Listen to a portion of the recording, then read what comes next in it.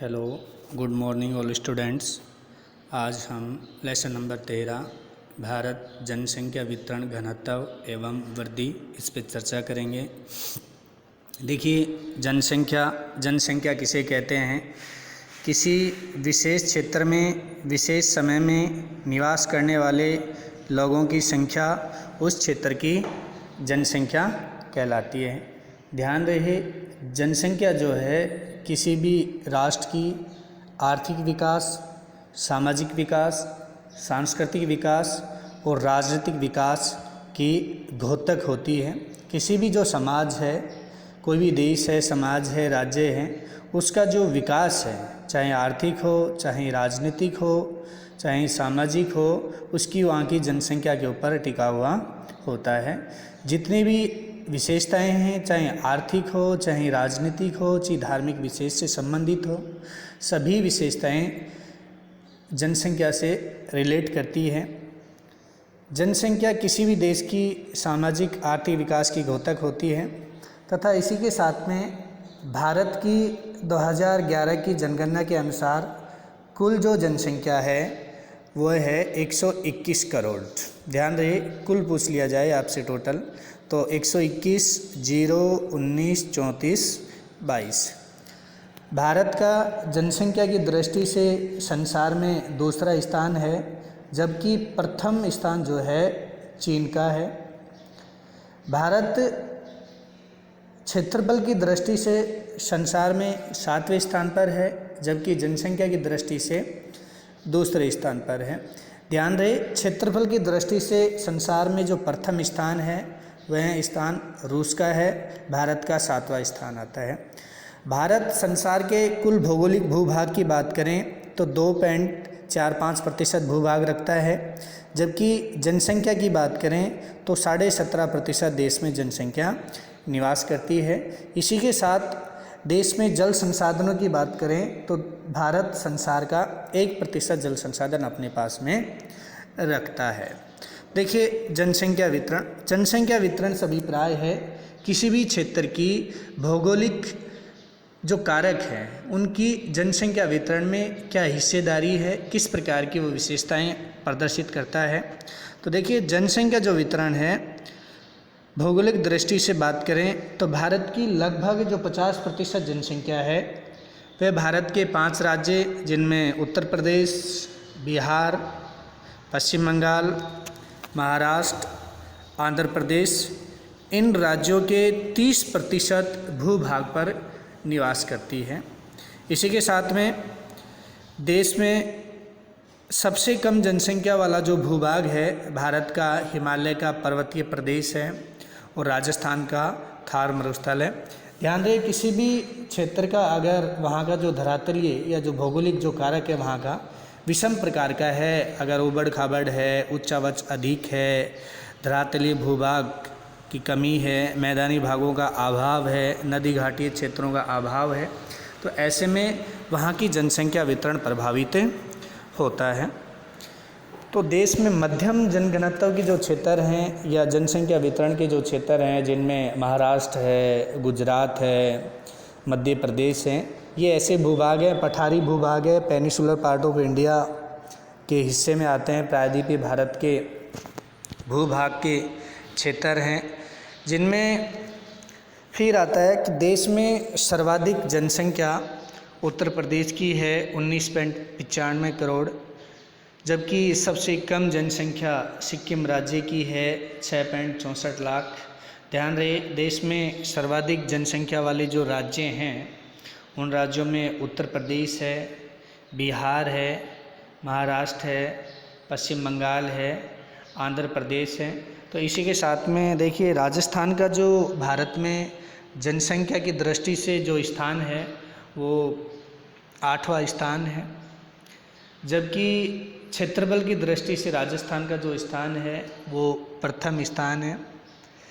भारत के कुल भौगोलिक भूभाग का राजस्थान 10.41% भूभाग रखता है, जबकि जनसंख्या 5.66% राजस्थान रखता है।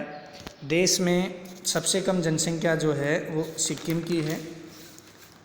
ध्यान रहे, सर्वाधिक जो जनसंख्या वाले जो राज्य होंगे देश में, तो वो राज्य मैदानी प्रदेश के जो भूभाग होंगे या नदी घाटियों के जो क्षेत्र होंगे, उन क्षेत्रों में जनसंख्या का जमाव अधिक पाया जाता है। जहाँ जनसंख्या घनत्व कम होगा या जनसंख्या वितरण कम पाया जाता है, वो क्षेत्र मानव के निवास के या मानव की जलवायु के उनके अनुप्रतिकूल होगा, अपोजिट होगा। इसलिए वहाँ इस प्रकार की विषम परिस्थितियाँ विकसित होती है जहाँ मानव निवास नहीं कर पाता है। मानव का निवास करना वहाँ दुर्भर हो जाता है। जिस प्रकार से अपने राजस्थान का पश्चिमी भाग है, जैसलमेर है, जोधपुर है, बीकानेर है, चूरू है, यहाँ अत्यधिक गर्मी पड़ती है, अत्यधिक तापमान है। ये सब भौगोलिक कारक हैं जिनके कारण से पश्चिमी राजस्थान एक जनसंख्या के हिसाब से विरल क्षेत्र है, न्यूनतम जनसंख्या का भूभाग है। दूसरी ओर बात करें अपन भारत के मैदानी भाग की, जैसे बिहार है, उत्तर प्रदेश है, ये जो भूभाग है, पंजाब हरियाणा के मैदानी भूभाग है, इनमें जनसंख्या का वितरण सघन पाया जाता है। यही कारण है कि यहाँ की भौगोलिक जो परिस्थितियाँ हैं वो मानव के अनुकूल है, मानव अच्छे से अपना सामंजस्य स्थापित कर सकता है। तो इसी के साथ में नेक्स्ट जो टॉपिक है आपका जनसंख्या वितरण को प्रभावित करने वाले कारक है या जनसंख्या वितरण को नियंत्रित करने वाले कारक हैं। तो उन कारकों में जो मेजर जो कारक आते हैं, जिनमें जलवायु है, धरातल है, खनिज संसाधन है, परिवहन है, सामाजिक मनोवैज्ञानिक कारक है, राजनीतिक व आर्थिक कारक है। देखिए, जलवायु जनसंख्या की बसावट को काफ़ी प्रभावित करती है। जहाँ जलवायु अधिक आर्द्र होती है वहाँ की जनसंख्या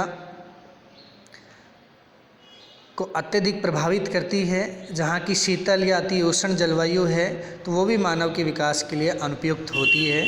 इसी कारण से थार मरुस्थल पर्वतीय क्षेत्रों में जनसंख्या कम निवास करती है। मरुस्थलीय क्षेत्र में और पर्वतीय क्षेत्र में लगभग कुछ ही ऐसे क्षेत्र हैं जहाँ जनसंख्या प्राय पाई जाती है। नहीं, बहुत से क्षेत्र ऐसे हैं जनसंख्या विहीन क्षेत्रों में शामिल होते हैं, ना के बराबर जनसंख्या पाई जाती है, जलवायु है। इसी प्रकार से नेक्स्ट जो जनसंख्या वितरण को प्रभावित करने वाले कारक है उसमें आता है धरातल।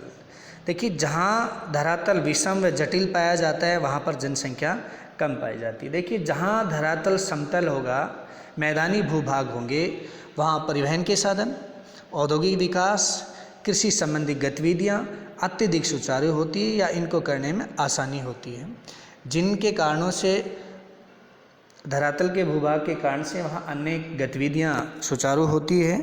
जैसे मान लीजिए कोई पहाड़ी भूभाग है, पहाड़ी भाग है या पर्वतीय भाग है या कोई भी उबड़ खाबड़ क्षेत्र है, अगर वहाँ सड़कों का या परिवहन का साधनों का विकास करना हो तो सरकार का अत्यधिक खर्चा वहन करना होगा, जिस कारण से सरकार के अंदर नकारात्मक प्रभाव या नकारात्मक भाव आ जाते हैं।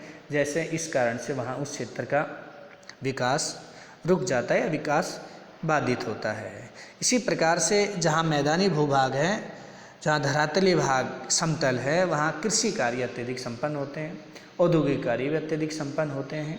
तो इस प्रकार से धरातल, जहाँ का विषम धरातल है वहाँ जनसंख्या कम पाई जाती है।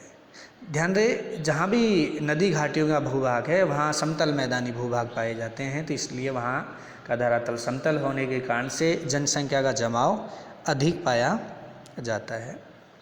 नेक्स्ट जो कारक है जनसंख्या वितरण को नियंत्रित करने वाला वह है जल प्राप्ति। देखिए, मानव का शुरुआती दौर से ही, मानव की उत्पत्ति से ही स्वभाव रहा है कि जहाँ भी मानव को आसानी से जो भी उसकी दैनिक उपभोग की या जो भी उसकी आवश्यकताओं की वस्तुएं हैं, अगर उसे आसानी से प्राप्त हो जाती है या आसानी से या पर्याप्त मात्रा में उपलब्ध हो जाती है, तो उसी क्षेत्र में मानव का बसाव पाया जाता है। तो इसलिए वहाँ जनसंख्या घनत्व अधिक पाया जाता है। जैसे प्राचीन समय में जितने भी सभ्यताएं हैं, जितने भी सिविलाइजेशंस हैं, वो सभी नदी घाटियों के समीप पनपे हैं। कोई भी आप प्राचीन नगर देख लीजिए, जैसे दिल्ली है, यमुना नदी के किनारे है, ठीक है। अपना जयपुर ही ले लो, जयपुर की बात करें तो आज जो अमीना शाह नाला है ये दर्दवती या दृश्यवती नदी के नाम से जाना जाता है। जितने भी प्राचीन बड़े शहर हैं, अहमदाबाद है, हरिद्वार है, कानपुर है, पटना है, इलाहाबाद है, प्रयाग है, उज्जैन है, अयोध्या है, जो भी प्राचीन नगर हैं सभी नदी घाटियों के किनारे विकसित हुए हैं। वहाँ आसानी से उद्योगों को भी और मानव की जो पेयजल आपूर्ति है वो आसानी से पूर्ति हो जाती है और कृषि कार्यों के लिए भी आसानी से जल उपलब्ध हो जाता है नहरों के माध्यम से। नेक्स्ट जो कारक है वो है खनिज संसाधन। देखिए, खनिज संपन्न क्षेत्रों में औद्योगिक और आर्थिक विकास की अधिक संभावनाएं पाई जाती है। इसी कारण से दामोदर घाटी, छोटा नागपुर का पठार, कोलार जो कर्नाटका में सोने की खान है, ये क्षेत्र जो विकसित हुए हैं खनिज संसाधनों के कारण से हैं। राजस्थान का जो खेतड़ी कस्बा है वो भी खनिज तांबे की प्राप्ति के कारण से विश्व पटल पर है। इसी प्रकार से मध्य प्रदेश में बालाघाट है, बैतूल है, तारेगांव है। और इसी प्रकार से अपन विश्व की बात करें तो विश्व में जाम्बिया, कटंगा जो पेटी है, जापान का ओसाका प्रदेश है, और कर्नाटका का कोलार जो लोह खान उसकी सोने की खान के लिए प्रसिद्ध है, चिकमगलूर जो लोहेस की खान के लिए प्रसिद्ध है, बेलाडीला है, तुमकुर है। तो ये सारे जो क्षेत्र हैं ये सभी खनिजों के दृष्टि के कारण से विकसित हुए हैं। देखिए, खनिज संसाधन जो है किसी भी क्षेत्र में खनिज की श्रेणी देखी जाती है, उसकी संरचना देखी जाती है, उसका प्रक्रम देखा जाता है, उसकी उपलब्धता देखी जाती है, उसकी कोटि देखी जाती है, किस कोटि का किस प्रकार का खनिज है, उसी प्रकार से वहाँ डेवलपमेंट होता है। आज के लिए इतना ही काफ़ी है, धन्यवाद। बाकी कल करते हैं। ध्यान रहे, जो भी आपको कराया जा रहा है आप उसको नोट कीजिए, जो भी उसके क्वेश्चन होंगे जैसे आपका चैप्टर कंप्लीट होगा उसी के साथ में आपको क्वेश्चन करा दिए जाएंगे। आज के लिए इतना ही, धन्यवाद।